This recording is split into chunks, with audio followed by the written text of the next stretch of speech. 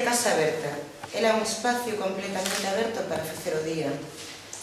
Dende o universo poético de Cabada Vázquez e coa premisa simbólica das portas das casas abertas, a Asociación Vagalumes nace co objetivo de presentar e apoiar a todas as xentes que traballaron e traballan en riba do papel, nas mesas das casas de Cerdedo, Forcarei e Estrada. A nosa casa non só ten as portas abertas para cobixar os nosos, sino que tamén dá a benvida a calquera das boas intencións. E como unha magnífica carta de presentación, contamos hoxe coa presencia dun deses escritores que non só nos ofrece historia, literatura, información, coñecementos, senón que é quen de traspasar a fronteira da narración para converter a palabra en percepción ética e social que seguiremos. Díxovos con el, David, e cos seus compañeros de mesa, todos eles con un máximo común denominador, a valentía que supón dedicarse ao desprestixado oficio da memoria, traducida á nosa lingua e presentada dende a natureza do propio, radical e exclusivo elemento identificador. José Luna San Martín, editor e escritor, Gonzalo Constela, promotor do Congreso Alexandre Bóveda, Xoan Carlos Garrido, membro da Fundación Alexandre Bóveda, Xosé Luís Bóveda e Amalia Bóveda, vicepresidentes da Fundación Alexandre Bóveda e responsables de manter aberta a porta da memoria do seu país. A todos eles, moitas gracias e boa tarde. Creo que é moi fácil, non só, bueno, non é tan fácil vir á estrada, pero é fácil dar gracias a todos cantos estades aquí, gracias a Casa Vagalumes. Se o digo mal calquer cousa, non me importa equivocarme, pero sabedes o que quero dicir. É facilísimo estar aquí con vosco, porque é tamén moi fácil entender o que queremos facer. Non só queremos facer unha rememoración nin un recobro da memoria histórica, non só iso. Queremos tamén que esa memoria sea real e eficaz e que sea posible. Sei que todos os que estades aquí pensades do mesmo xeito, non todo o mundo pensa igual. En canto se refire ao tema que temos hoxe en riba da mesa, é un libro sobre Alexandre Bóveda que David Otero pasou moitísimo tempo pensando nel, porque David Otero é un home galego, amable, agarimoso e bon amigo. E tamén un home agradecido, e tamén un home enamorado da súa terra e das súas xentes. E entre as súas xentes é un home absolutamente enamorado, como nós, os fillos de Bóveda, de Alexandre Bóveda. Por eso tampouco lle resultou difícil conquerir a nosa axuda, que ademais é nacional, porque todos somos membros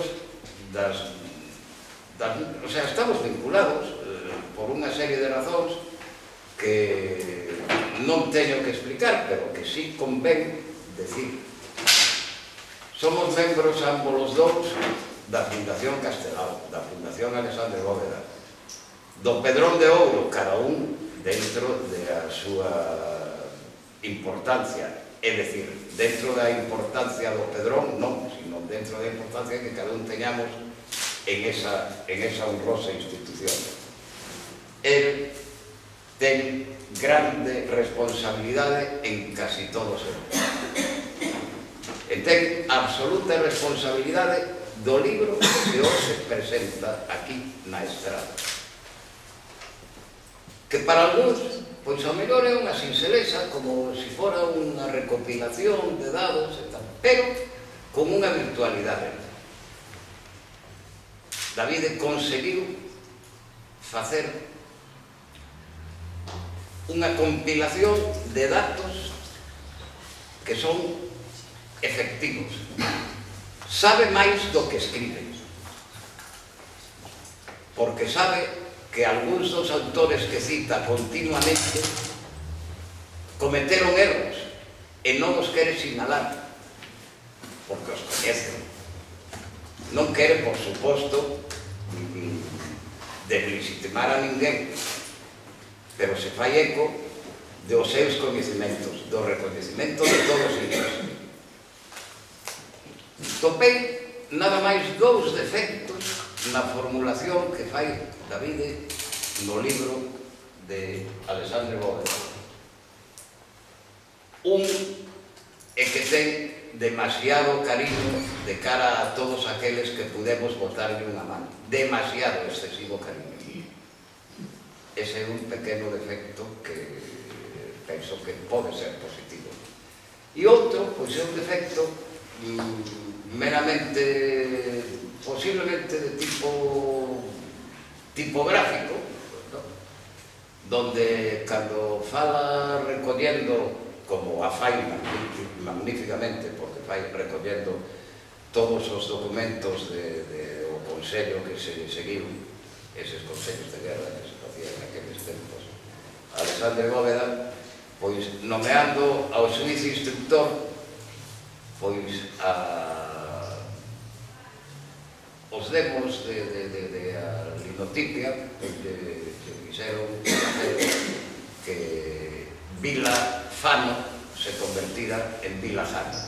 Calquera de vos que lea o libro teña en conta que non é un problema que tuvera que acusar, no que hubiera que acusar a Davide.